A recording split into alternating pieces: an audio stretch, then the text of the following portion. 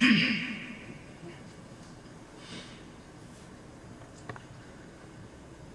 الله من قرأ الفاتحة.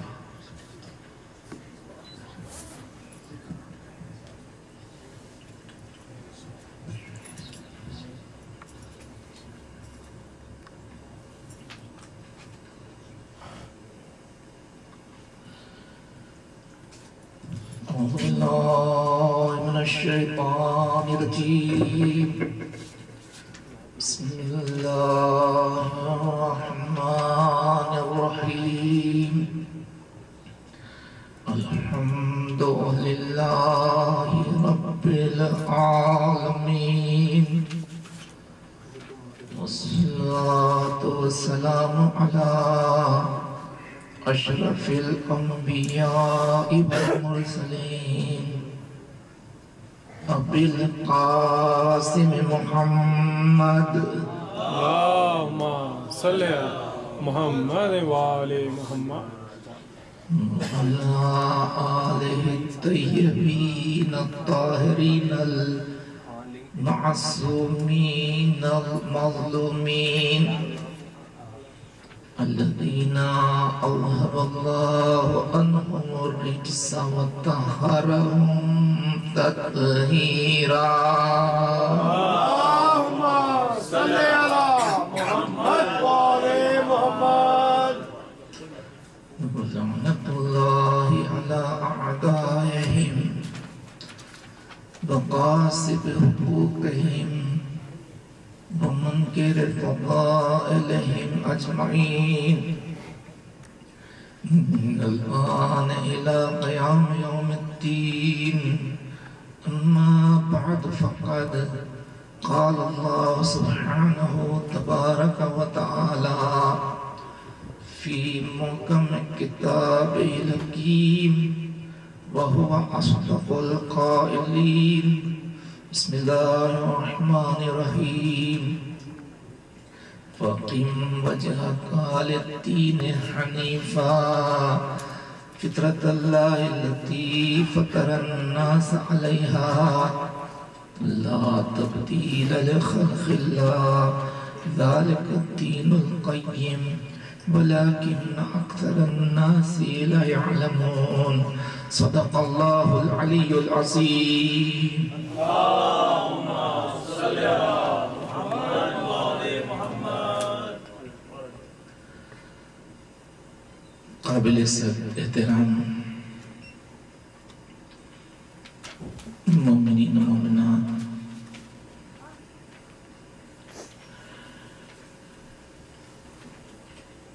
وبالخصوص ذاکر اہل بیت ڈاکٹر اندلیب زہرا،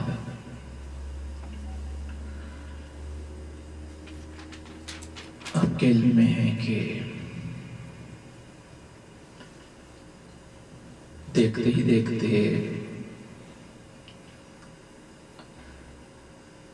عشرے کا آدھا حصہ تمام ہو گیا ہے۔ آج یہ محرم کی 5ویں تاریخ ہے اور میری یہ چھٹی تقریر آپ کی خدمت میں پیش ہے۔ خداوند عالم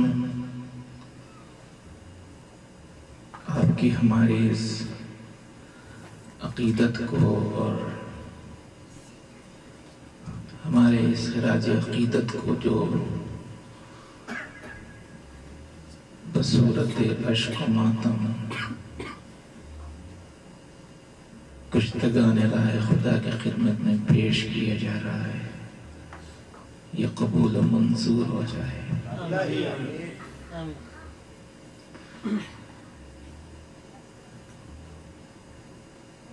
جیسا کہ آپ کے علم میں ہے کہ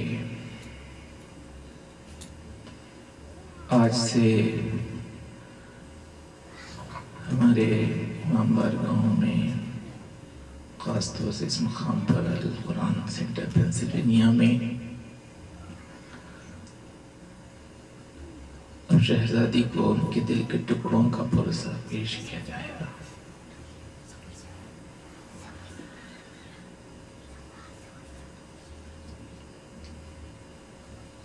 آج خاص طور سے شہزادی کونین کو ان کے نواسوں کا پرسہ پیش کیا گیا۔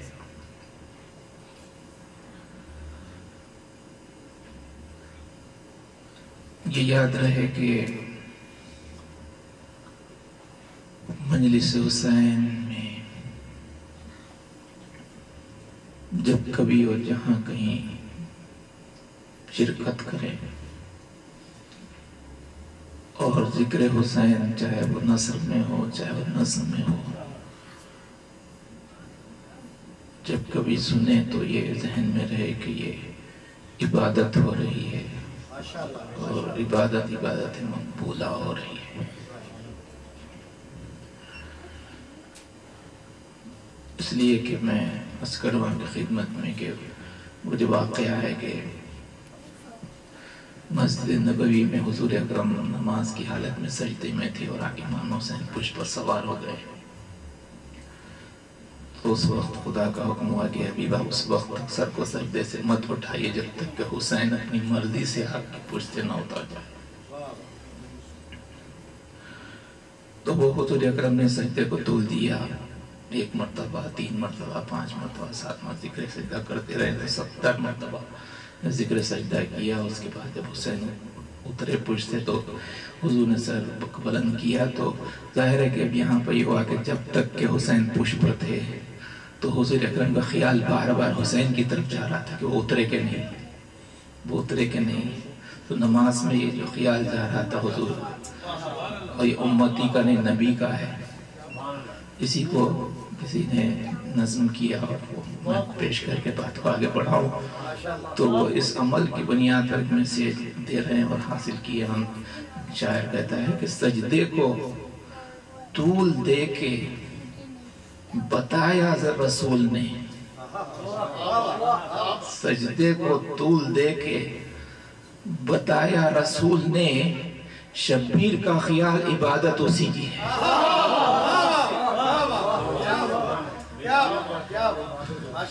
سجدے کو طول دے کے بتایا رسول، شبیر کا خیال عبادت اسی کی ہے۔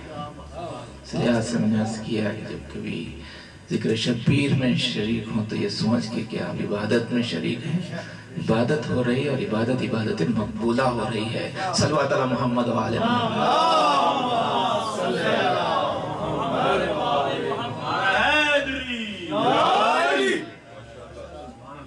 اور عزیزان محترم، اس لحاظ سے ظاہر ہے کہ ہم گفتگو کو جیسے کہ علم میں ہے کہ مقصد خاص کے تحت پیش کر رہے ہیں اور ایک عنوان خاص کے تحت، اور وہ عنوان ہے دین حقیقی، کہ وہ دین جس کو کربلا میں حسین نے بچایا۔ اور اس سلسلے میں گفتگو کرنے کے لیے میں نے آپ کی خدمت میں قرآن مجید کے 30ویں سورہ روم کی 30ویں آیت کی تلاوت کا شرف حاصل کیا، اور یہ عنوان ہے کہ اس میں خداوند عالم مخاطب ہے آپ کے ہمارے نبی جناب احمد مجتبی محمد مصطفیٰ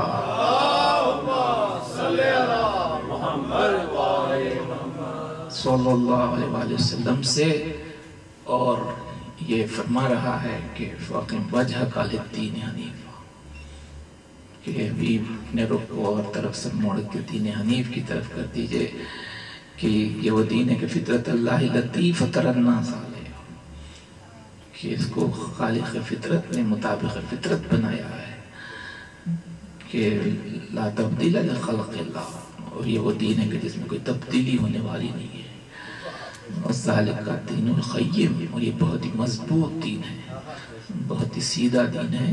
اور آخری میں کہا جا رہا ہے وَلَكِنَّ أَكْثَرَ النَّاسِ لَا يَعْلَمُونَ، لیکن یہ وہ حقیقت ہے جس سے اکثر انسان لا علم ہے، اور ان کو علم نہیں ہے، جانتے نہیں ہیں۔ اور ظاہر ہے کہ اب اس بنیاد پر میں عرض کر رہا تھا کہ یہ وہ آیت ہے کہ جس میں اسلام کے خصوصیات کو بیان کیا جائے، خصوصیات اسلام کو بیان کیا جا رہا ہے کہ جس کی طرف متوجہ کیا جا رہا ہے۔ چنانچہ نے عرض کیا کہ پہلی صفت جو اسلام کی ہے وہ یہ ہے کہ یہ انسان کا بنایا ہوا نہیں بلکہ خالق انسان کا بنایا ہوا مذہب ہے، خالق انسان کا بنایا ہوا دین ہے۔ یہ بات خود بہت اہم ہے کہ جہاں پر بنیادی طور پر اس پر اگر غور کیا جائے تو اس سے انفرادیت اسلام کی سامنے آتی ہے کہ یہ دوسرے مذاہب سے جو بہتر ہے، یعنی سب سے اہم ہے، اور میں تو کہتا ہوں بہتر کی بھی بات مناسب نہیں ہے، یعنی وہ بھی جو آیت ہے نا کہ ان الدین عند اللہ الاسلام، جو قرآن نے کہا کہ ان الدین عند اللہ الاسلام، اللہ کے نزدیک دین اسلام ہے۔ تو بعض لوگ یہ ترجمہ کرتے ہیں اور کہتے ہیں کہ ان الدین عند اللہ الاسلام، یعنی اللہ کہہ رہا ہے کہ اللہ کے نزدیک بہتر دین اسلام ہے۔ تو میں کہتا ہوں یہاں بہتر کا لفظ کہاں پر استعمال کیا گیا؟ بہتر اور کمتر کی بات تو وہاں ہوگی جہاں پر دو چیزیں ہوں۔ اسلام جیسی کوئی جو دوسری چیز ہو ہی نہیں سکتی، جیسے کہ دوسرا خدا کوئی نہیں ہو سکتا۔ اس لیے خدا یہاں پر کہ ان الدین عند اللہ الاسلام کا مفہوم یہ کہ دین بس دین اسلام ہے۔ اس لیے جو دین کا مفہوم ہے، جو اس کے معنی ہیں، لغوی معنی، اصطلاحی معنی جو میں آپ کی خدمت میں پیش کرتا رہا، وہ اگر پیش نظر یعنی وہ طریقہ اور سلیقہ زندگی کے گزارنے اور اس کو کامیاب بنانے کا جس کو خداوند عالم نے بنایا ہے، تو ظاہر ہے کہ یہ تو ایک ہی طریقہ ہے، یہ تو ایک ہی دین ہے، یہ تو ایک ہی مذہب ہے۔ تو عزیزان محترم، میں اس کر رہا تھا کہ یہ بات ہے، اور اب اسی لحاظ سے ہے کہ اس کی قدر ہونی چاہیے، لیکن یہی کہ ایک اصول ہے، یاد رکھیں، ایک اصول یہ ہے کہ قدر شے معرفت شے پہ منحصر ہوتی ہے۔ کسی بھی چیز کی قدر شے معرفت شے پہ منحصر ہوتی ہے۔ اگر چیز کی معرفت ہے تو پھر اس کی قدر ہوتی ہے، اور اگر معرفت نہ ہو تو قدر نہ ہو۔ تو یہی مسئلہ ہے، اس لیے معرفت کی طرف متوجہ کہ معرفت ہو، یعنی خدا کی اگر معرفت ہو تو اس کے بعد اس کے دین کی بھی قدر ہوگی، اس کے میسیج کی بھی، اس کے پیام کی بھی قدر ہوگی۔ جی، تو اسی لیے خدا کی طرف متوجہ کیا جاتا ہے اسلام میں۔ میں نے کہا آپ کے میرے مولا امیر المومنین علی بن ابی طالب علیہ السلام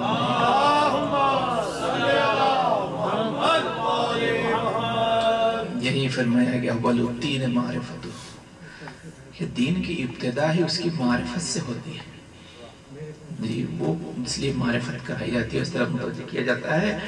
تو عزیزان محترم، اب اس میں یہ ہے کہ جو ابھی تک گفتگو ہوئی تو میں نے کہا کہ یہ ہے کہ ہم دین کو، وہ دین ہم اس کو اختیار کیے ہوئے ہیں جو اللہ نے بنایا ہے اور جسے انبیاء نے پہنچایا ہے اور جسے ائمہ نے بچایا ہے۔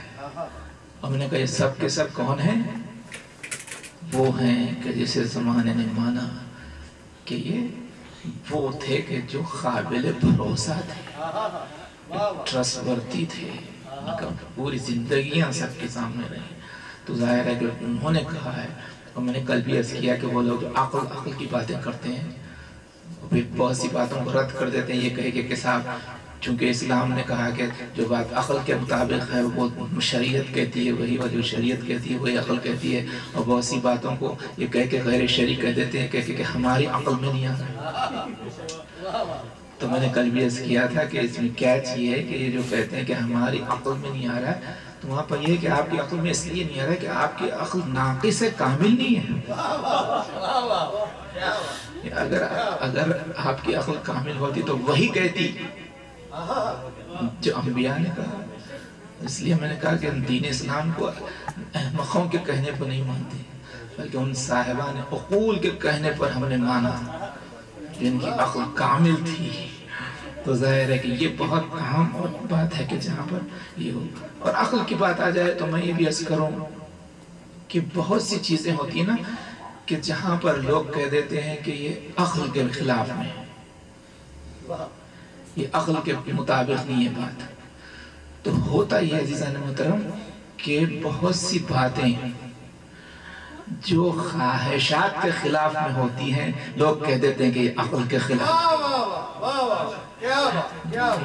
لوگ مخلوط کر دیتے ہیں خواہشات عقل کو۔ اس میں جو خواہشات کے خلاف میں ہوتی ہیں لوگ کہہ دیتے ہیں کہ یہ عقل کے خلاف، یہ لوگ مخلوط کر دیتے ہیں خواہشات عقل کو، اس میں فرق نہیں کر پاتے ہیں جی. خواہشات ہے تو یہ خواہشات اور ہوتی ہیں، عقل اور ہے، تو اس کا بھی فرق ہونا چاہیے. تو اب یہ اگر آپ کریں اور اس کے بعد دیکھیں تو اس میں یہی ہے کہ میں آپ کی خدمت میں عرض کروں، یہاں پر بہت سے ماشاءاللہ نوجوان اور بچے بھی نظر آ رہے ہیں اور خواتین میں بھی ہوں گے. تو اس میں یہ ہے کہ دیکھیے عقل کا بھی مسئلہ ایسا ہی ہے جیسے کمپیوٹر کا ہوتا ہے کہ آپ جیسے کمپیوٹر کا معلوم ہے نا، سب ماشاءاللہ جانتے ہیں. تو کمپیوٹر میں یہ ہوتا ہے کہ آپ جیسا انفارمیشن اس میں فیڈ کریں گے ویسا کمپیوٹر آپ کو ریزلٹ دے گا. تو اس میں جو فیڈ کرتے ہیں انفارمیشن اس لحاظ سے ریزلٹ ملتا ہے جی. اب مثلا سمجھیے کہ اگر جو ہے آپ کمپیوٹر میں یہ فیڈ کریں، فرض کیجئے کہ کسی کی سرجری ہونے والی ہے، خود کی سرجری ہونے والی ہے، ڈاکٹر نے کہا کہ بھائی اب یہ مرض آپ کا یہ فلاں عضو مثلا اس منزل پر آ گیا کہ اب اس کو کاٹنا ہی ہے، اس کی سرجری کرنی ہے. تو وہ اب عضوِ بدن کاٹنا ہے، ظاہر ہے کا مثلا پیٹ ہے تو اس کو چیرنا ہے، پھاڑنا ہے پیٹ کو، اور اس کے بعد وہ سرجری کرنا ہے وہ فلاں پارٹ جو خراب ہو گیا.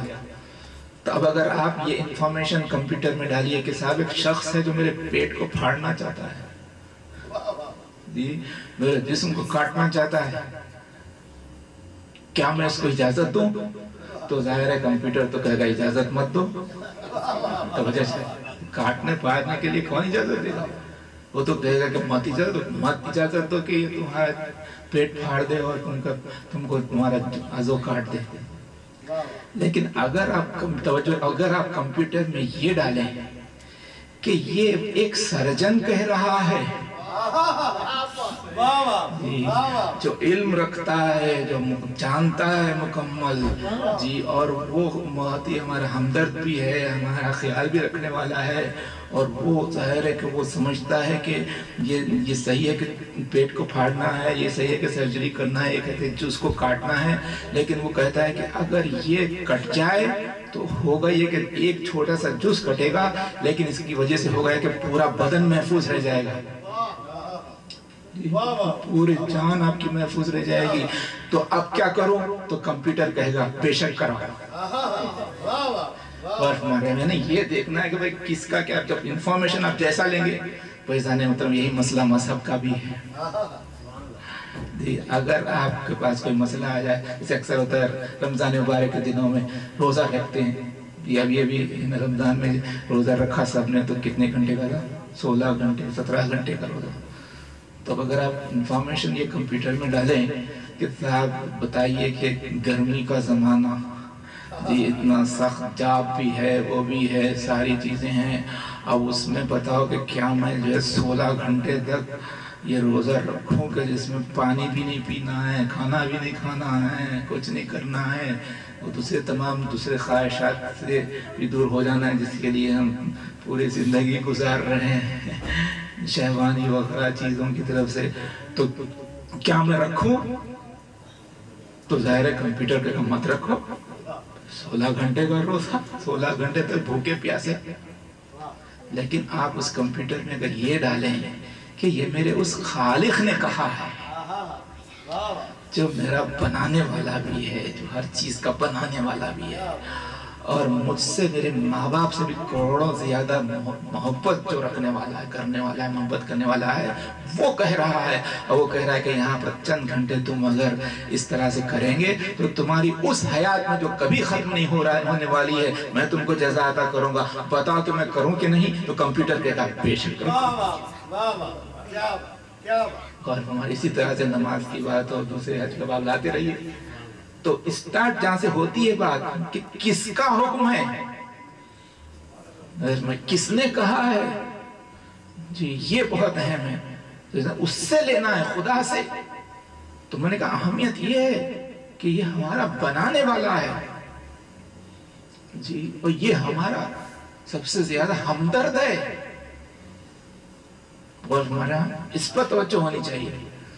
اکثر ہوتا ہے نا، جیسے میں نے کہا، جیسے میں نے ڈاکٹر کی مثال دی، میں کوئی ڈاکٹروں کا مخالف نہیں ہوں، مگر ایک مثال کا تفریح کر رہا ہوں. جیسے ہوتا ہے نا کہ ہم ڈاکٹروں کی بات سنتے ہیں انہوں نے کہہ دیا وہ جو کہہ رہے ہیں، انہوں نے کہا بھائی دوا پیو تو سیرپ لو تو سیرپ لینے کے لیے دیا، پیلس لو تو پیلس لینے کے لیے، شارٹ لو تو شارٹ لینے کے لیے، سرجری کرو سرجری کرانے کے لیے تیار جی۔ اب وہاں پر یہ سب نہیں ہوتا ہے کہ ہم نہیں کریں گے اور یہ کریں گے، اور نہ بحث ہوتی ہے کہ کس لیے ایسے کیا کریں گے، وہ مکمل قبول کیا جاتا ہے۔ کہتے ہیں کہ یہ بھی ایک قسم کی بندگی ہے، جو ان کی پوری بات کو جو مان رہے ہیں، جو کر رہے ہیں، اب وہ جو کرتے ہیں توجہ چاہتا ہوں، تو اس میں یہ ہوتا ہے کہ اگر پوچھیں کہ صاحب آپ کیوں ان کی بات کو مان رہے ہیں، یہ جو کہہ رہے ہیں، جتنے پرسکرپشنز انہوں نے لکھے آپ استعمال کریں، 4 دوائیں ہیں تو 4 دوائیں استعمال کر رہے ہیں، یہ انہوں نے جو کہا کر رہے ہیں، کیوں؟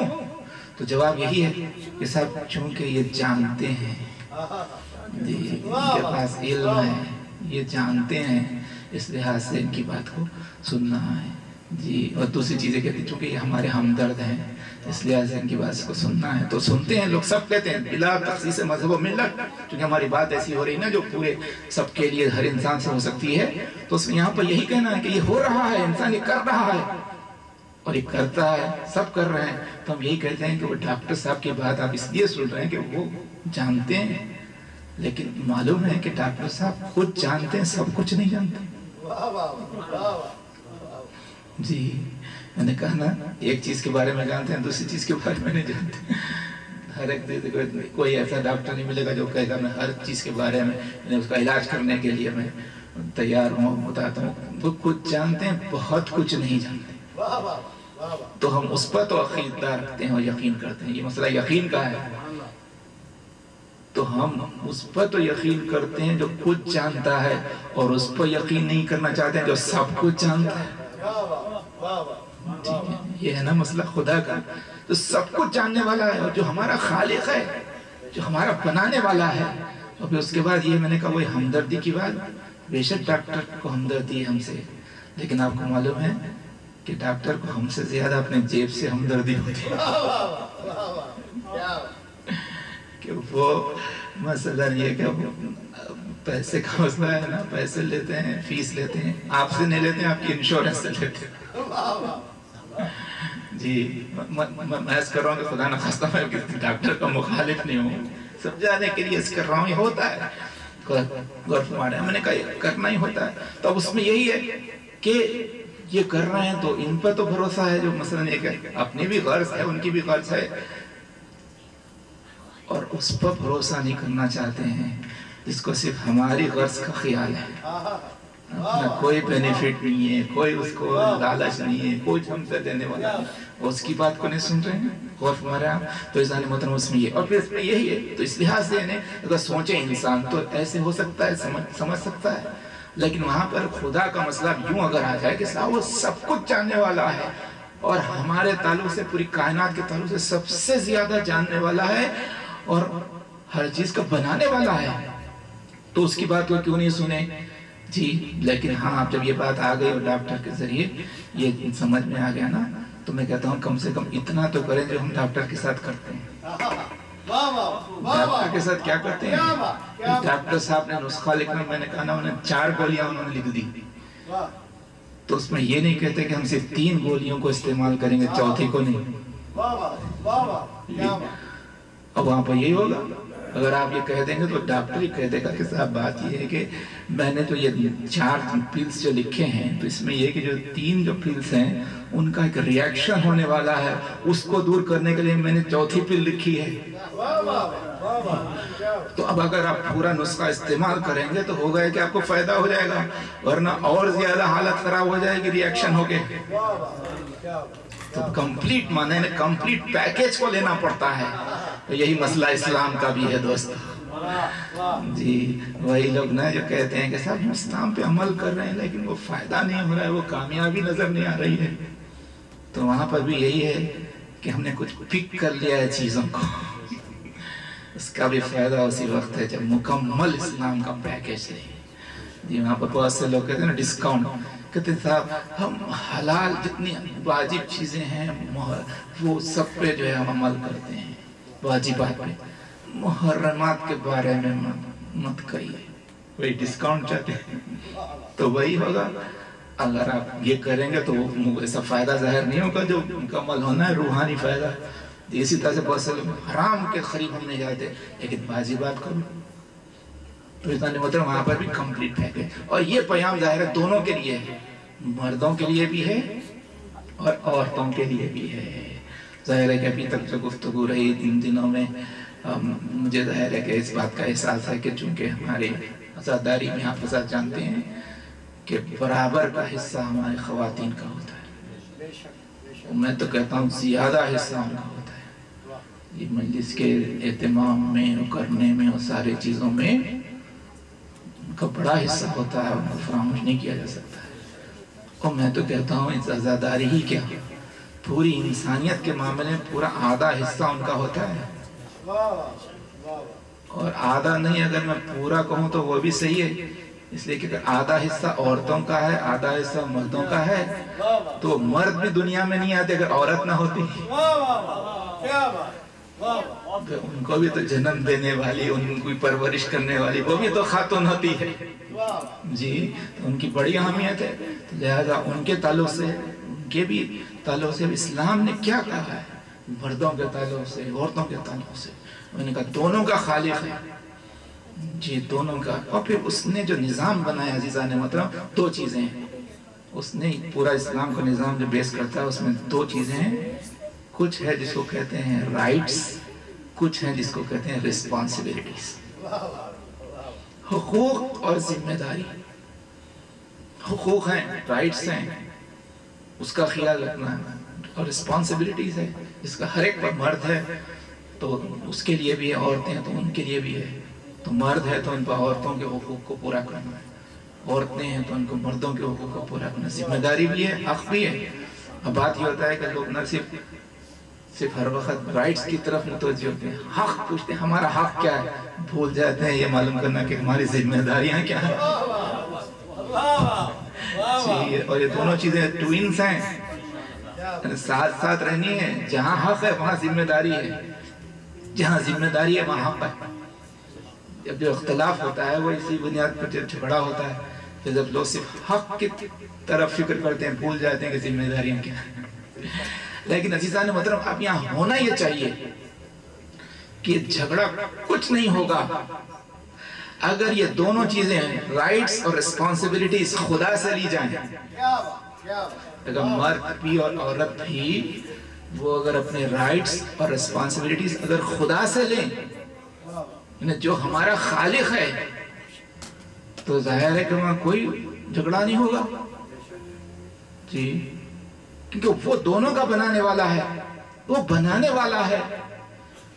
اب یہ نہیں ہو سکتا کہ بنایا اس نے, ہم ڈیسائیڈ کر لیں, ہم خود اپنے رائٹس تجویز کر لیں, ہم خود اپنی ریسپانسبلٹیز بنا لیں, یا کسی اور دوسرے انسان سے پوچھ لیں, کسی پولیٹیشین سے پوچھ لیں, کسی فلاسفر سے پوچھ لیں, کسی دوسرے انسان سے پوچھ لیں جی, تو وہ نقص ہوگا اس میں.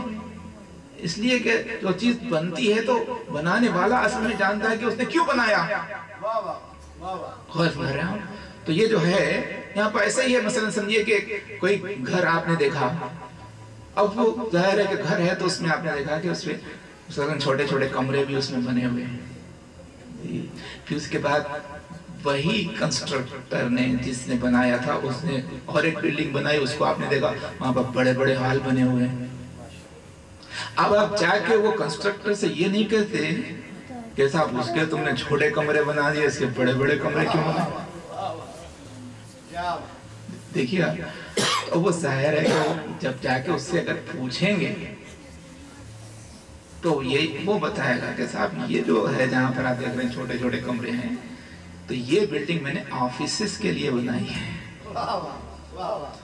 یہ جو بڑی دیکھ رہے ہیں بڑے بڑے ہالز ہیں, تو یہ کانفرنس رومز وغیرہ جو میں نے بنائے ہیں, یہ اس کا مقصد یہ اس کے لیے میں نے اس کو بڑا بڑا بنایا, وہاں پر کانفرنسز وغیرہ کرنا ہے. یہ آفیسز ہے, اس کے لحاظ سے میں نے اس کو یہاں پر مختصر ایسے ایسے بنایا, تو کوئی جھگڑا نہیں ہوگا.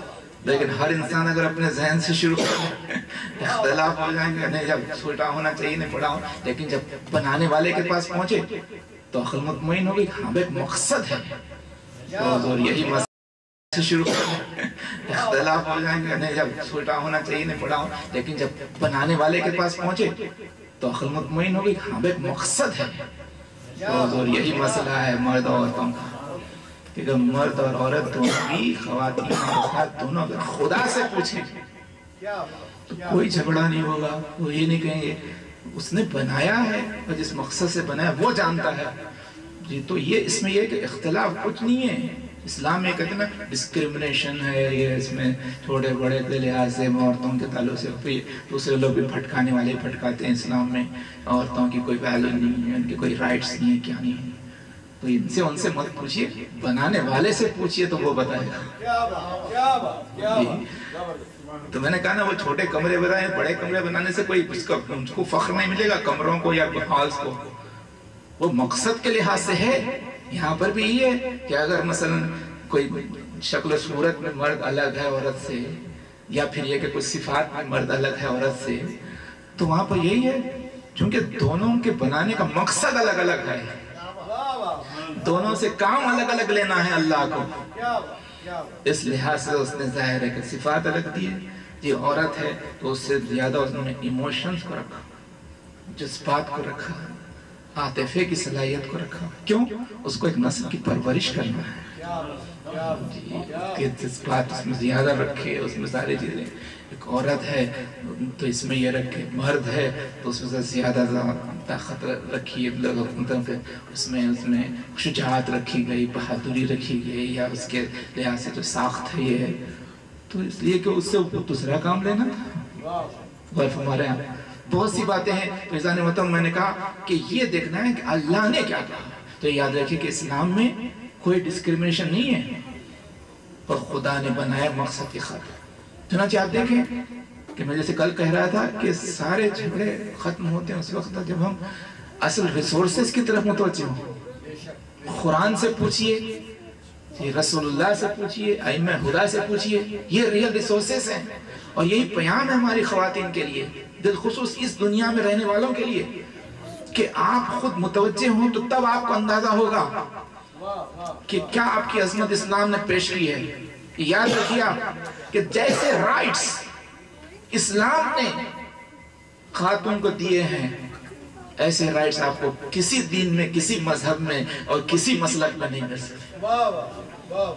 جیسے اسلام نے رائٹس دیے ہیں عورتوں کو، اسلام نے جیسی عظمت بتائی ہے عورتوں کو، کسی میں نہیں ہے.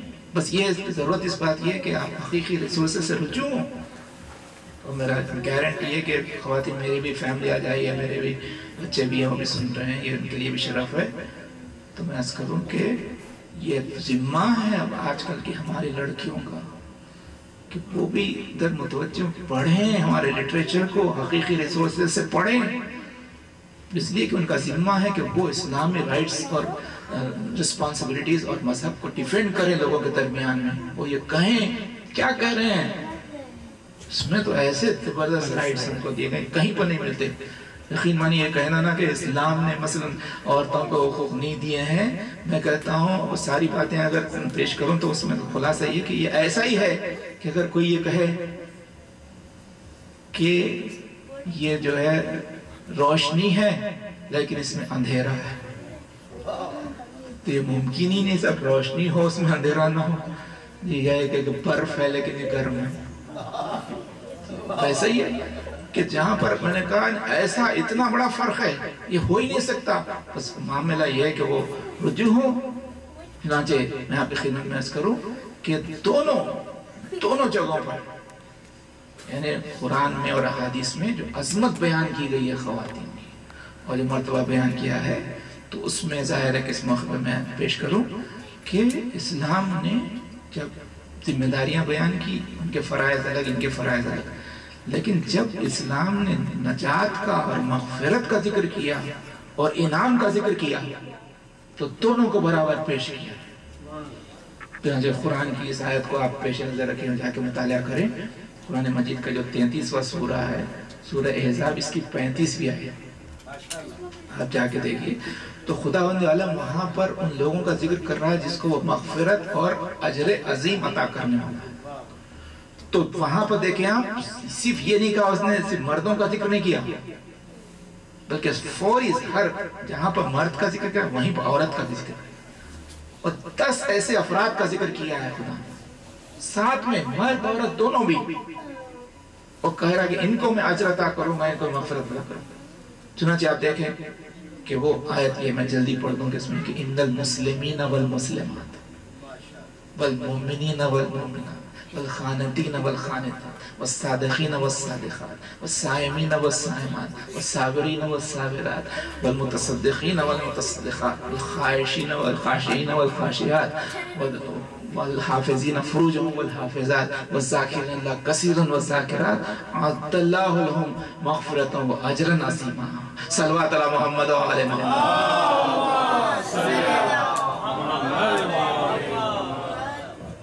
دونوں 10 افراد کا ذکر، سوری ساتھ میں مرد اور عورت۔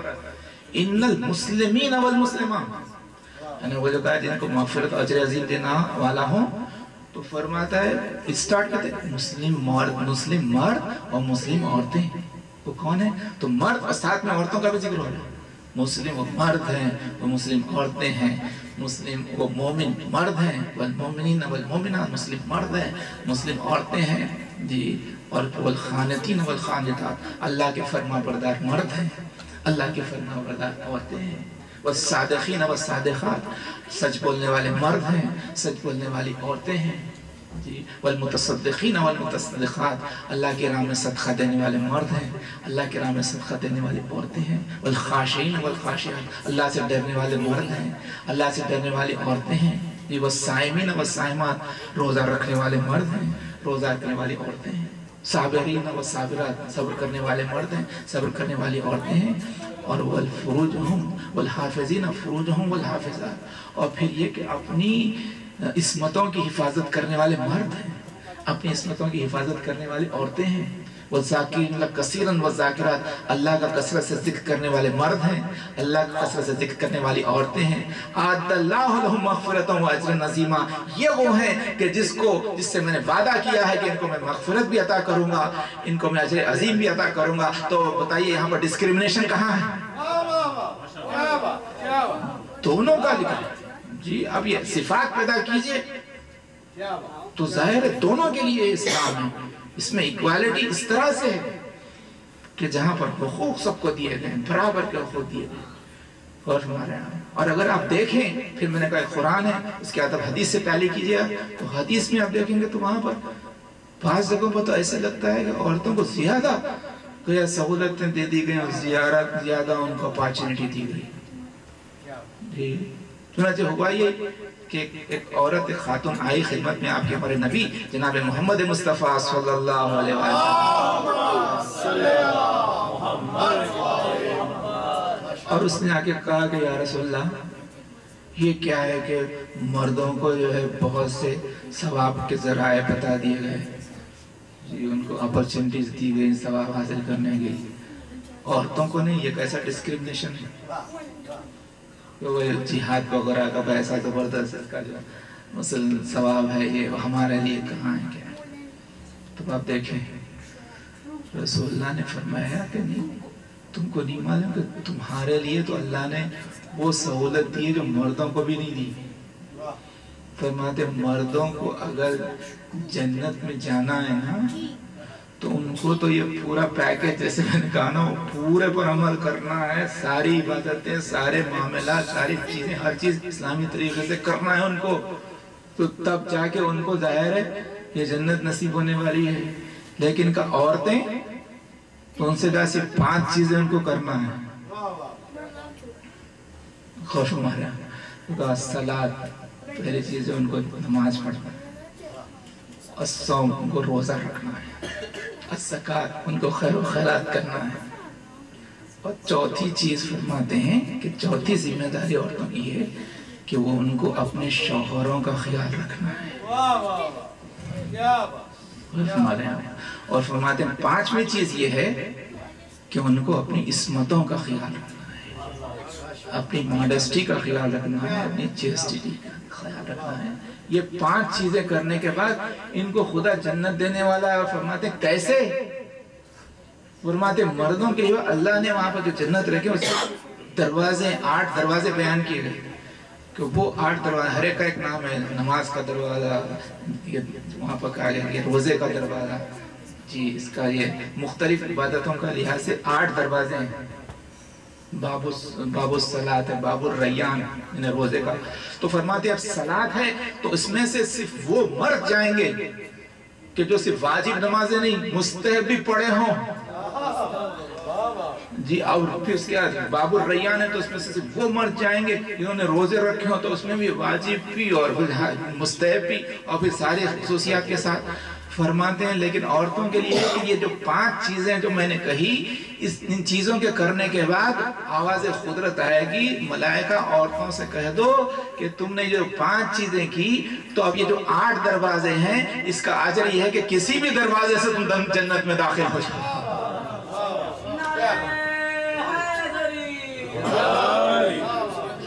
یہ اسلام ہے. غور فرما رہے ہیں آپ، اس کو اگر سمجھے نا، بتائیے آپ، یہ تو ہم کہیں گے مرد یہ سن کے کہیں گے یہ سب ہمارے لیے ڈسکریمنیشن ہو گیا کہ ہمارے لیے صحیح ریسورسز سے اگر رجوع ہوں تو صاحب وہاں پر تو یہ بات ہے. غور فرما رہے ہیں، اور وہ چیزیں ہیں اس کو تو کرنا ہی ہے. اور جو اللہ نے، میں نے کہا اللہ نے اگر بنایا ہے، اللہ سے اگر لیں تو کوئی مسئلہ نہیں ہے، اللہ سے لیں تو کوئی مسئلہ نہیں ہے. کرنا ہے کہ چنانچہ بعضی چیزیں نماز پڑھنا ہے، روزہ رکھنا ہے، زکوٰۃ دینا، شوہر کی خدمت. اب یہ مسئلہ آ جاتا ہے، وہاں پہ آ کے اختلاف ہوتا ہے. یہ چنانچہ ایک خاتون آئی آپ کے میرے 5ویں امام محمد باقر علیہ السلام کی خدمت،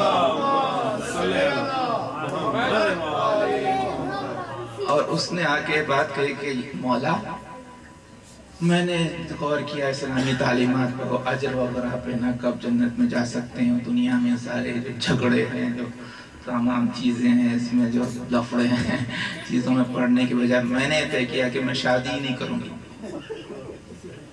تاکہ وہ ساری چیزیں نہ ہوں، میں پاک و پاکیزہ، اس کے بعد میں جنت میں چلی جاؤں گی. اور یہ بہتر طریقہ ہے، توجہ چاہتا ہوں میں. اور ہمارے آپ کہتے ہیں یہ میں کروں گی. تو دیکھیے آپ معصوم کا جو جملہ ہوتا ہے، آپ اور ہم تو آج کے سمجھے سن رہے ہیں، مگر آپ یہ سنیں نا تو اس پہ تو سب واقعی دل سے ہم ہنسیں گے اور خوش ہوں گے، اور عورتیں بھی خوش ہوں گی. تو اس نے یہ بات کہی کہ ہم نے یہ طے کیا. آج کل بھی بہت سے لوگ ایسے ہی ہو رہے ہیں، طے کر رہے ہیں. تو دیکھیے آپ مولا فرماتے ہیں، آپ نے یعنی کہا تم جو یہ کہہ رہی ہو کہ مولا میں نے طے کیا میں شادی نہیں کروں گی، بہتر طریقہ ہے، اب بہتر طریقہ ہے. تو امام فرماتے ہیں کہ سنو، اگر یہ بہتر طریقہ ہوتا تو بی بی فاطمہ شادی نہ کرتی.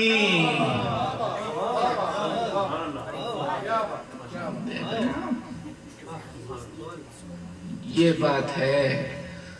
فرماتے ہیں اگر یہ ہوتا تو وہ تو شادی بھی انہوں نے کی، انہوں نے پرورش بھی بچوں کی کی. جی وہ کہتے یہ ہوا. تو دیکھیے تو اس میں یہی ہے کہ میں یہی کہتا ہوں کہ ذرا سا رول ماڈل کس کو بنا رہے ہیں یہ چیک کریں ہماری عورتیں. جی رول ماڈل ایکٹریسز کو یا کسی جو ہے یہ کیا کہتے ہیں یہ پولیٹیکل لیڈرز کو یہ کیا کہتے ہیں ان کو مت بنائیے. آپ کے رول ماڈل کون ہیں؟ جناب سیدہ ہیں، جناب زینب ہیں، جناب ام کلثوم ہیں، جناب سکینہ ہیں، جناب لیلا. صلوات علی محمد و آل محمد.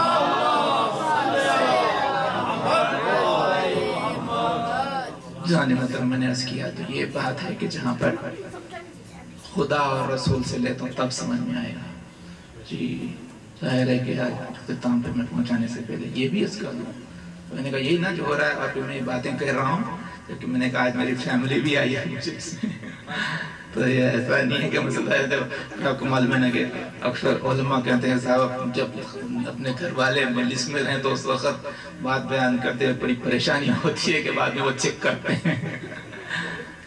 مگر بات یہ ہے کہ بات حق ہے اور یہ ہے نا اسی لیے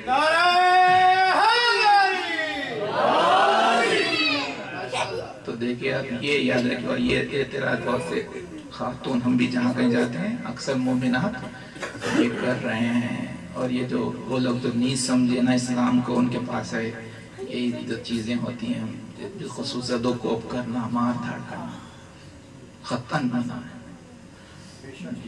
یہ اسلام میں نا یہ نہیں ہے. اور کریں تو کیا ہوگا یہ سنیے آپ. اس سے پتہ چلے گا کہ اسلام میں کیسے کیسے اللہ نے یہ اسلام میں نا یہ نہیں ہے، اور کریں تو کیا ہوگا یہ سنیے آپ، اس سے پتہ چلے گا کہ اسلام میں کیسے کیسے اللہ نے عورتوں کے رائٹس کے ڈیفینڈنٹس بنائے ہیں۔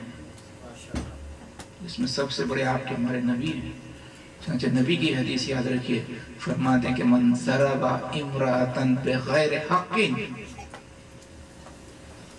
فانا خاصمہ یوم القیامہ۔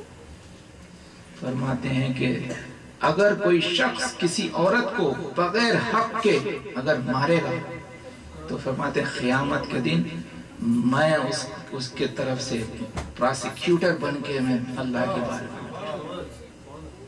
انا قاسم یوم القیامہ، تو میں، اور آپ کو معلوم ہے پراسیکیوٹر یہاں کے بھی دنیا کے بھی پراسیکیوٹر ہوتے ہیں تو لوگوں کے پسینے چھوڑ جاتے ہیں، وکیلوں کے پسینے چھڑا دیتے ہیں پراسیکیوٹرز۔ تو اب وہ رسول اللہ فرماتے ہیں میں، یعنی یہ نہیں کہا کہ میں خود کھڑا ہو جاؤں گا۔ ارے خواتین کو سمجھنا چاہیے کہ ان کی کتنی عظمت ہے کہ رسول نے گارنٹی دی ہے، اب کیا چاہیے؟ یہ اب کون ہے کہ جو ان پر ظلم کرنے کے بعد جنت میں جا سکتا ہے؟ رسول جن کے خلاف میں کھڑے ہو جائیں۔ خیر فرما رہے ہیں یہ نے کہا جو بھی مارے اللہ کی اس میں ساتھ میں کہ بغیر حق، فرماتے ہیں بغیر حق کے، تو بعضی لوگ جو نہ ڈھونڈتے رہے کیا چیز کہ سبحان نے کہا نا، یعنی مطلب کہ حق اگر ہے تو اب لہذا تو حق کا مطلب کیا ہے؟ حق کا مطلب کیا ہے؟ حق کا مطلب یہ ہے کہ فرض کیجئے کہ خاتون نے خود آپ پر حملہ کر دیا ہے اور آپ کی جان پر بچ گئی ہے، تو اب اپنی جان کو بچانے کے لیے یہاں پر حق پیدا ہوتا ہے، یا وہ کسی اور کو مار رہی ہے تو اس کی جان کو بچانے کے لیے اب آپ یہ استعمال کر سکتے ہیں۔ یہ نہیں ہے کہ اس نے کھانا خراب پکایا، آپ نے کھڑے ہو کے اپنا جو ہے دردوں کو شروع کر دی، تو اس نے مثلا فلان چیز میں ذائقہ خراب کر دیا، صفائی نہیں کی۔ حق مطلب جان کا مسئلہ جہاں پر آ جائے، ورنہ ظاہر ہے کہ یہ ہوگا۔ تو میں نے کہا کہ یوں اسلام نے رائٹس بتائے، یوں اسلام نے ریسپانسبلٹیز بتائے ہیں، اس کو پورا کریں۔ اب ظاہر ہے کہ میں نے کہا کہ لیکن دیکھیں آپ جہاں پر رتبے کی بات آئی کہ صاحب بڑا کون ہے، تو اس میں آپ دیکھیں اسلام میں کوئی ڈسکریمنیشن نہیں۔ اسلام نے یہ نہیں کہا کہ مرد بڑا ہے یا عورت بڑی ہے، ان اکرمکم عند اللہ اتقاکم، کہ جو تم میں مکرم ہے وہ جو تم میں زیادہ صاحب تقوی ہے وہ زیادہ مکرم ہے۔ اب مرد ہے اس کے پاس تقوی زیادہ ہے تو عورت سے بہتر ہے، اور اگر عورت ہے اس کے پاس تقوی زیادہ ہے تو مرد سے بہتر ہے۔ جی تو بڑھانا چاہیے تقوی، جی تو اس میں کوشش ہونا چاہیے ہر مرد یہ کہے کہ میں عورت سے زیادہ تقوی اختیار کیا، عورت کہے کہ میں مرد سے زیادہ تقوی، تو اس میں اسلام میں ان کی عزت ہے اللہ کی نگاہ میں، یعنی ان اکرمکم عند اللہ اتقاکم، پھر اللہ کی نگاہ میں مکرم ہونا یہ اہم ہے۔ کیا فائدہ دنیا والوں کی نگاہ میں ہم اہم ہو جائیں، اللہ کی نگاہ میں غور فرمائے آپ۔ فرض کیجئے کسی مصور نے تصویر بنائی، اب سب لوگ آپ کے تعریف کریں گے کیا زبردست تصویر ہے، کیا زبردست آرٹ ہے، کیا زبردست ڈیزائن ہے، لیکن وہ تصویر خود مصور کو پسند نہیں آ رہی ہے تو اس کی کوئی ویلیو ہے؟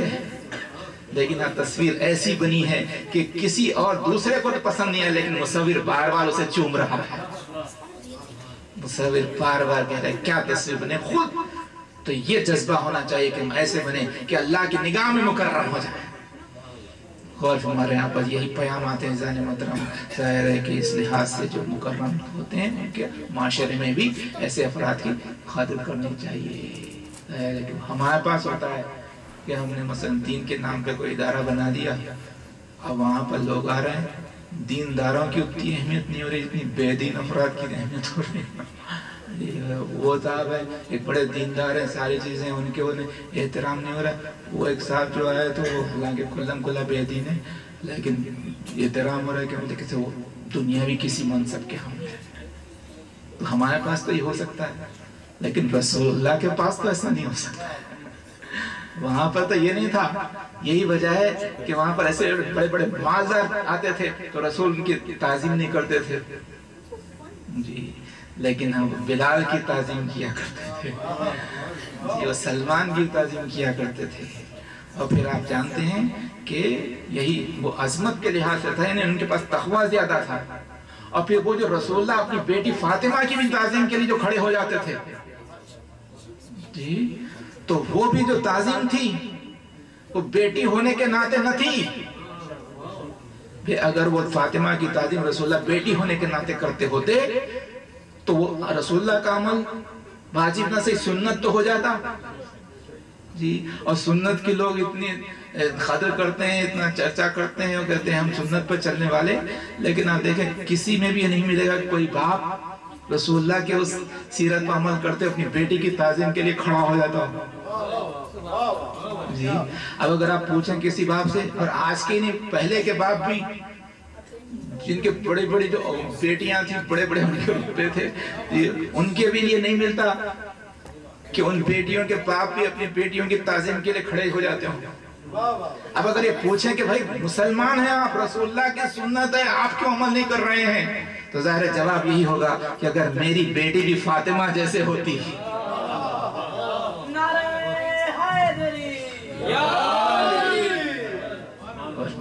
تو بس یہ لفظ ہے عزیزان مگر آپ قدر کریں گے کہ یاد رکھیں کہ نبی اپنی بیٹی فاطمہ کی تعظیم عزیز ہونے کی وجہ سے نہیں کرتے تھے بلکہ معزز ہونے کی وجہ سے کرتے تھے.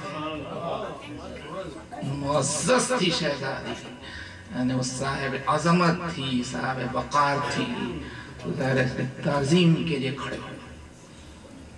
غور فرمائیں آپ، تو یہ عظمت جناب سیدہ کی رہی.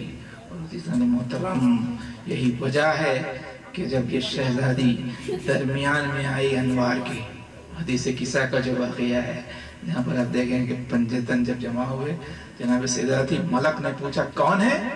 جب اللہ نے کہا ان کے لیے میں نے کائنات کو بنایا، تو جبریل نے کہا ومن تحت حاضر کے ساتھ پالنے والے کون ہیں؟ تو وہ جو تعارف ہوا ہے تو نہ نبی کے ذریعے ہوا، نہ علی کے ذریعے ہوا، نہ حسن کے ذریعے، نہ حسن کے فاطمہ کے ذریعے. ہم فاطمہ تو ابوہا و بالوہا و بنوہا، اس میں میری کنیز خاص فاطمہ ہے. فاطمہ کا بابا ہے، فاطمہ کا شوہر ہے، فاطمہ کے بچے، یعنی بار بار نام لیا جا رہا ہے فاطمہ کا.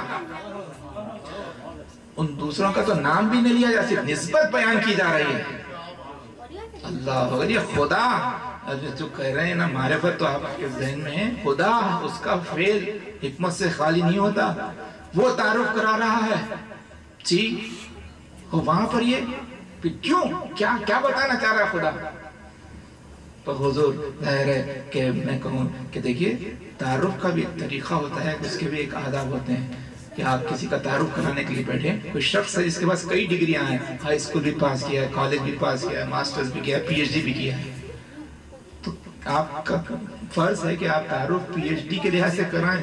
اب یہ نہ لے کے بیٹھے کہ یہ اسکول ہائی اسکول پاس ہیں، کالج پاس ہیں.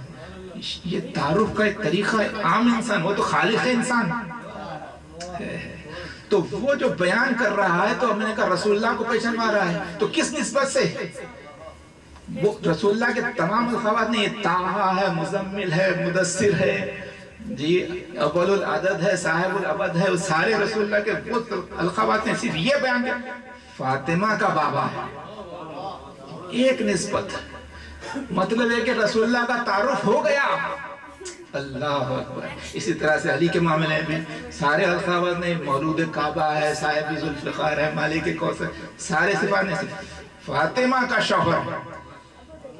حسنین کے لیے بس فاطمہ کے بچے مطلب تعارف ہو گیا. تو اس کا مطلب پیام قدرت خدا کہہ رہا ہے کہ دیکھو میرے محمد کے لاکھ عظیم صفات صحیح، لیکن میری نگاہ میں میرے محمد کی سب سے عظیم صفت یہ ہے کہ وہ میری فاطمہ کا بابا ہے. برائے خوشنودی ہے فاطمہ الزہرا بلند تر صلوات.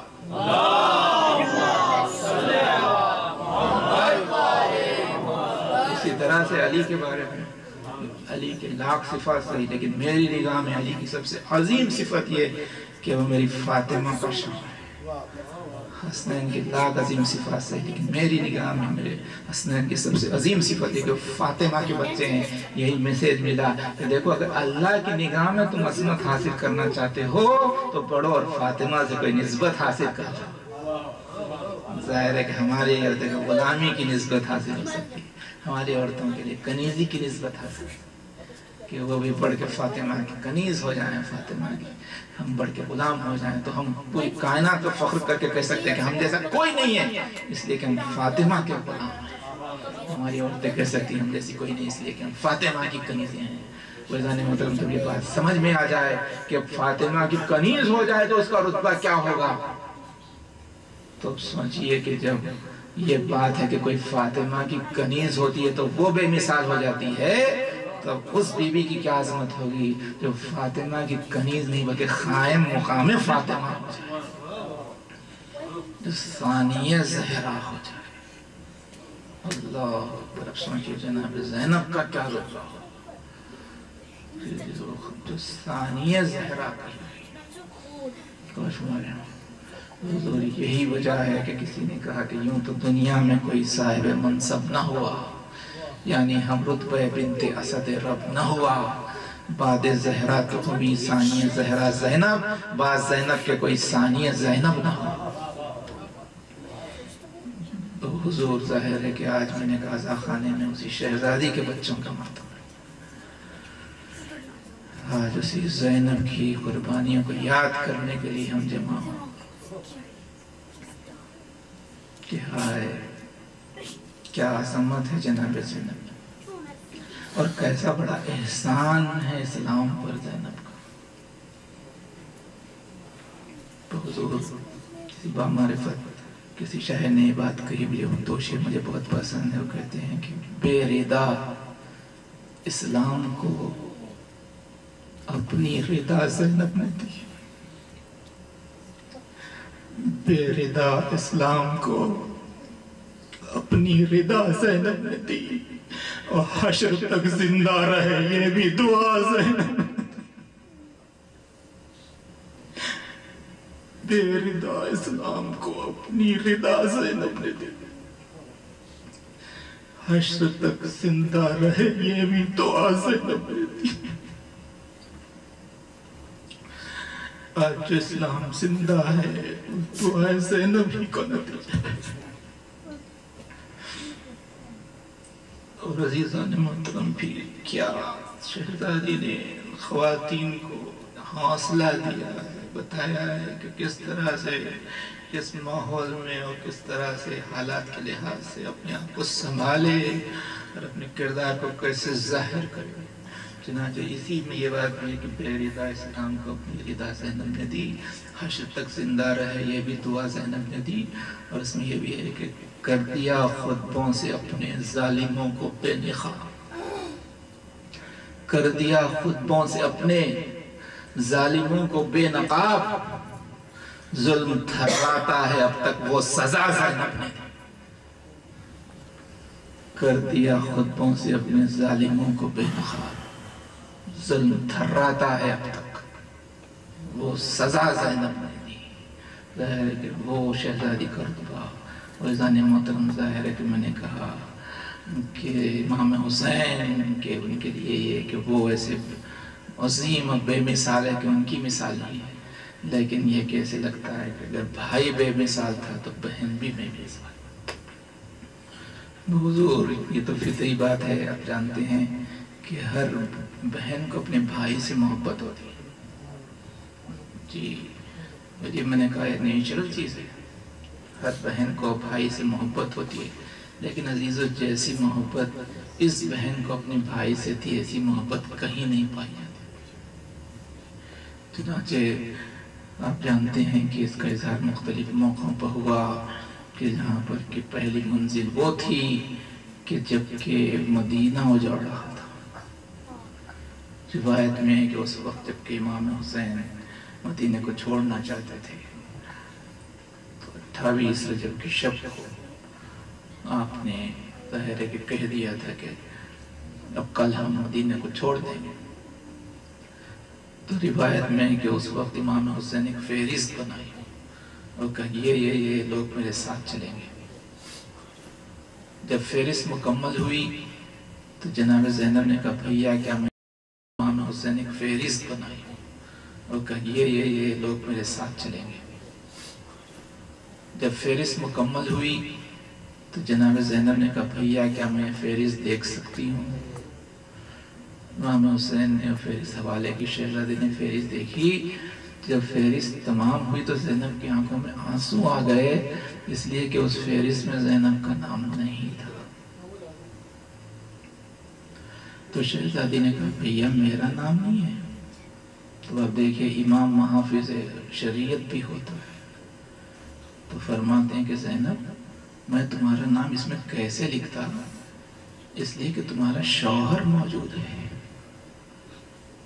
جب تک کہ تمہارے شوہر کی اجازت نہ ہو میں تمہیں کیسے ساتھ کیجیے۔ دیکھ رہے ہیں آپ، وہی یعنی شوہر کے جو حقوق ہیں اس میں ایک حق یہ بھی ہے زوجہ کے اوپر کہ زوجہ کسی طویل سفر پر شوہر کی اجازت کے بغیر نہیں جا سکتا۔ تو درس دینا تھا، تو شہزادی نے کہا کہ بھیا کیا اگر میرا شوہر اجازت دے دے تو آپ مجھے ساتھ میں نے کہا ہاں زینب۔ بس عزیزو اب نہ پوچھئے کہ اب اجازت لینے کے لیے شہزادی جو گھر چلی تو کیسے دوڑتے ہوئے چلی، اور کتنی تیزی سے گھر آئی۔ لکھا یہ ہے کہ جب گھر آئی تو حضرت عبداللہ ابن جعفر طیار وہ خود ناقل ہیں کہ وہ بیمار تھے، علیل تھے، بستر بیماری پر تھے۔ وہ کہتے ہیں بے اختیار میرے گھر کا دروازہ کھلا اور میں نے دیکھا بنت علی گھر میں داخل ہوئی۔ کیفیت یہ تھی کہ بند کانپ رہا تھا، چہرہ زرد ہو گیا تھا، بے چین تھی، آنکھوں میں آنسو تھے۔ میں نے کہا بنت علی کیا آپ کی کیفیت ہے، کیوں بے چین ہے؟ تو تڑپ کے کہنے کہ عبداللہ میرا بھائی وطن کو چھوڑ کے جا رہا ہے، عبداللہ مدینہ اجڑ رہا ہے، اور میں آپ کی خدمت میں حاضر ہوئی کہ آپ مجھے اجازت دیجیے کہ میں بھائی کے ساتھ چلی جاؤں۔ اور لکھا یہ ہے کہ بھیا نے کہا ہے کہ آپ کی اجازت کے بغیر وہ مجھے ساتھ نہیں لے جائیں گے۔ بس جناب عبداللہ ابن جعفر طیار کہتے ہیں کہ میں نے جیسے سنا تو ظاہر ہے کہ میرے ذہن میں آیا کہ زینب کو اجازت تو دینی ہے، لیکن وہ کہتے ہیں چونکہ میں بیمار تھا، علیل تھا، تو مجھے تاخیر ہوئی جواب کے دینے میں کہ یہ خیال ہے کہ میرے تیمارداری کون کرے گا۔ تو وہ کہتے ہیں عزاداروں کے جواب کے دینے میں تاخیر جو ہوئی تو زینب کا اضطراب بڑھ گیا۔ تو کہتے ہیں کہ ابھی تک تو شہزادی میرے سرانے کھڑے ہوئے گزارش کر رہی تھی، لیکن جیسے تاخیر ہوئی تو آگے بڑھ کے میرے قدموں کے پاس آ گئی اور اپنا ہاتھ اپنی چادر سے میرے قدموں کی طرف بڑھایا اور میں قدموں کو تھام کے کہا عبداللہ مجھے اجازت دے دیجئے کہ میں بھائی کے بغیر زندہ نہیں رہ سکتی۔ حضرت عبداللہ اٹھ کے بیٹھ کے کہتے بی بی جائیے خدا حافظ میں نہیں روکتا۔ وہ کہتے خدا کی قسم زینب یہ کیفیت تھی کہ میری زبان سے لفظ نہ نکل جاتا تو زینب کی روح پرواز کر جاتی۔ کہنے کہ شہزادی نہیں روکتا، آپ تشریف لے جائیے۔ شہزادی خوش ہو گئی اور پھر چلی تیزی سے، جیسے گھر کے دروازے تک پہنچی تھی کہ ایک مرتبہ پھر سے عبداللہ نے پکارا کہا بی بی رکیے۔ حمایت میں رکی اور پلٹ کے دیکھا کہ گھبرائے ہوئے انداز میں کہا عبداللہ تم نے بھی روک دیا۔ عبداللہ جو چاہے کرو مجھے روکو نہیں۔ اصل نے کہا بی بی میں روکنے کے لیے نہیں کہہ رہا تھا، یہ کہہ کہ اپنے بچوں کو پکارا تو انہوں محمد دوڑتے ہوئے آئے، دونوں کا ہاتھ زینب کے ہاتھ میں رکھا اور کہا بی بی میں اگر اچھا ہوتا تو میں بھی ساتھ میں جاتا، میری طرف سے ان بچوں کو ساتھ میں لے کے جائیے، اگر آپ کے بھائی پر وقت آئے تو ایک کو اپنی جانب سے کو میری جانب سے اپنے بھائی پر سے قربان کر دیں۔ عبداللہ کی امانتوں کو لیے ہوئے شہزادی امام حسین کی خدمت میں آئی کہ بھیا اجازت ملی، یہ گواہ ہے۔ امام حسین نے ہمراہ لیا، اس کے بعد بھائی کے ساتھ شہزادی نے سفر اختیار کیا۔ اب جہاں جہاں بھائی ہے وہاں پر بہن ہے، بھائی مکہ پہنچا تو بہن بھی مکہ پہنچی، بھائی کربلا پہنچا تو بہن بھی کربلا پہنچی۔ اب 7ویں محرم آئی تو بھائی بھی پیاسا ہے اور بہن بھی پیاسی ہے۔ عزیزان محترم ذرا سوچے، میری ماں بہنیں سن رہی ہیں، آپ جانتے ہیں کہ کوئی ماں خود تو پیاسی رہ سکتی لیکن اپنے بچوں کو پیاسا نہیں دیکھ سکتی۔ زینب دیکھ رہی تھی کہ انہوں محمد بھی پیاسے ہیں۔ لیکن زینب کو ان کی پیاس سے زیادہ اپنے بھائی کے بچوں کی پیاس کا خیال تھا، یہاں تک کہ پیاس کا طوفان آگے بڑھا اور پھر نبی محرم آ گئی، عصر کا وقت تھا، ایک در جنگ چھڑی، لیکن اس کے بعد جنگ کو پھر روکا گیا اور یہ طے ہوا کہ کل صبح جنگ کا آغاز ہوگا۔ تو یہ شب عاشور تھی، ہر ماں اپنے اپنے بچے کو تیار کر رہی تھی قربانی کے لیے۔ لکھا یہ ہے کہ ہر ماں اپنے بچے کو آمادہ کر رہی تھی۔ جناب زینب کے تعلق سے ملتا ہے کہ انہوں نے محمد کو اپنی نگاہوں کے سامنے بٹھائے ہوئے مسلسل درس شجاعت دے رہی تھی، وہ کہہ رہی تھی کہ انہوں محمد تم کو معلوم ہے کہ تم حیدر کے نواسے ہو، تم جعفر کے پوتے ہو۔ فرمایا کہ وہ بہادر تھے، یہ بھی بہادر تھے، وہ بھی علمدار تھے، یہ بھی علمدار تھے، اور کہا کہ بچوں تم کو معلوم ہے کہ یہ درس ان کے قربانی ان کی جنگوں کے واقعات سنا رہی تھی اور یہی فرما رہی تھی کہ محمد دیکھو میرا بھائی تمہارا ماموں ہے، لیکن اس بات کا خیال رہے کہ کل میدان میں جانا تو اپنی جان چرانے کی کوشش نہیں کرنا، اگر تم نے ایسا کہ تو میں تم کو دودھ نہیں بخشوں گی۔ روایت میں سننا تھا کہ ننھے بدن کانپنے لگے، بچوں کی آنکھوں میں آنسو آ گئے، ہاتھوں کو جوڑ کے اس کہ اماں بس صبح ہونے دیجیے، آپ اجازت دلا دیجیے، پھر آپ دیکھیں گے ہم زندہ واپس نہیں آئیں۔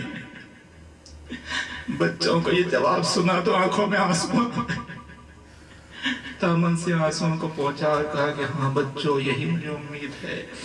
بس حضور یہ رات گزری اور صبح نمودار ہوئی، صبح عاشور صبح قیامت بن کے نمودار ہوئی، اکبر کی اذان ذکر الہی کا بیان دیا، جنگ کا بازار گرم ہوا، اصحاب و انصار حسینی درجہ شہادت پر پہنچے، یہاں تک کہ اب عیزہ کی باری آئی۔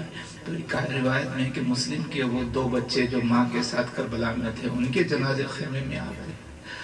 بس جیسے ان کے جنازے کا آنا تھا زینب کا اضطراب بڑھ گیا، فضہ سے کہا فضہ ذرا جا کے انہوں محمد کو بلانا۔ جب بچے آئے تو فرمایا لے کہ بچوں کیا رات بھر کی میری گفتگو کو تم نے فراموش کر دیا؟ کیا بات ہے کہ ابھی تک تمہارے جنازے خیمے میں نہیں؟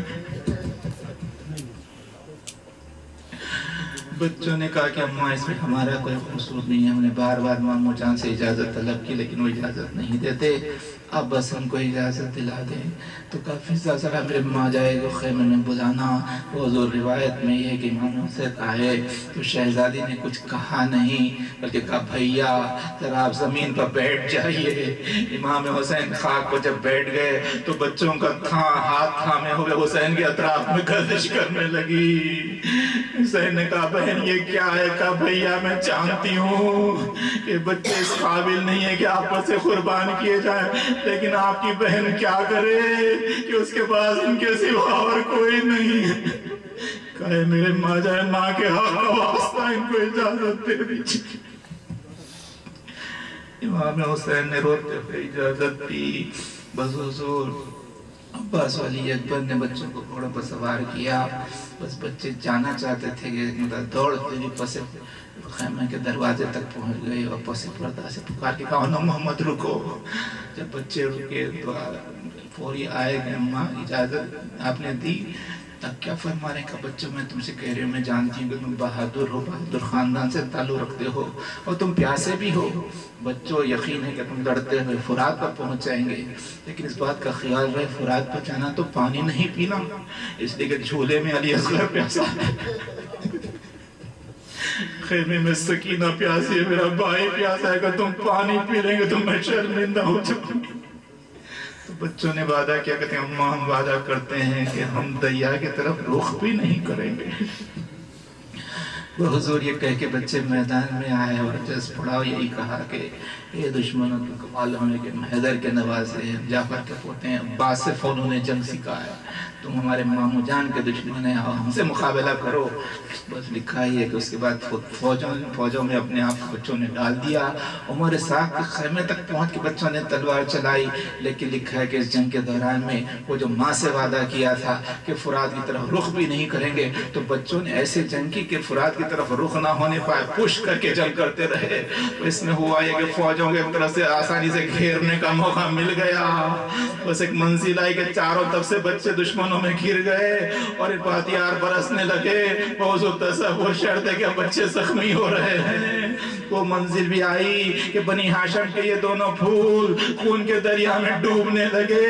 پہلے چھوٹا زخمی ہو کے زمین پر آیا, اس نے بڑے کو پکارا, بڑا متوجہ ہوا کہ اسے ایسی پرچھی لگی کہ وہ بھی زمین کی طرف چلا, تو اس نے امام حسین کو آواز دی کہ مامو جان ہماری خبر لیجئے. حسین تک یہ آواز پہنچی تو امام نے کہا عباس چلو, دیکھو میری بہن کی کمائی خاک میں مل رہی ہے.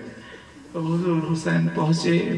لکھا ہے کہ اسلام اکبر جان باقی تھی, بڑھ کے بے اختیار امام حسین نے بچوں کے سر کو اٹھا کے زانوں پر رکھ لیا.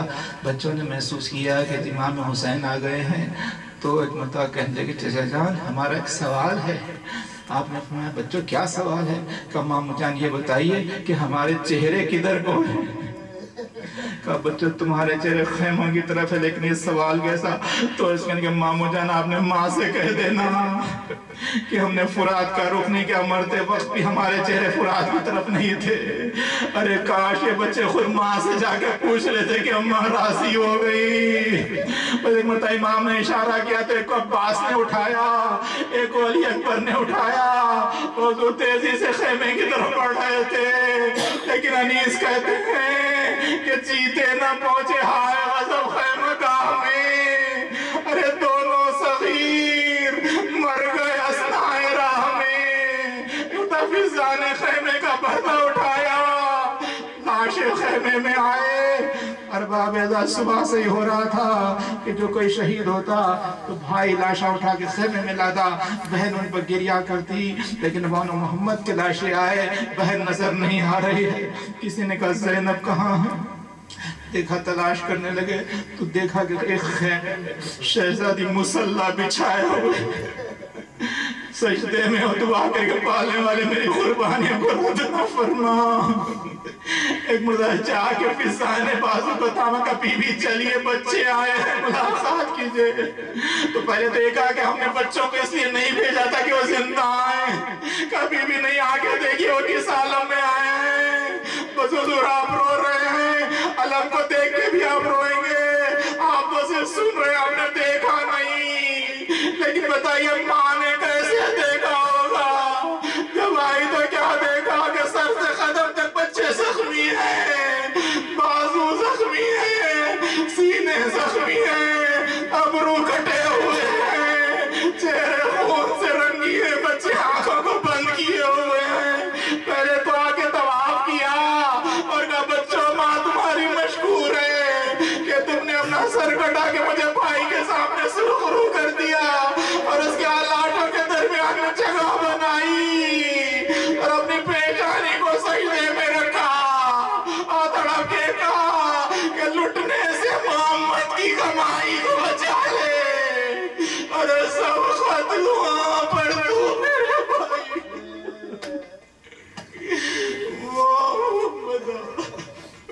اے دل بران جعفر طیب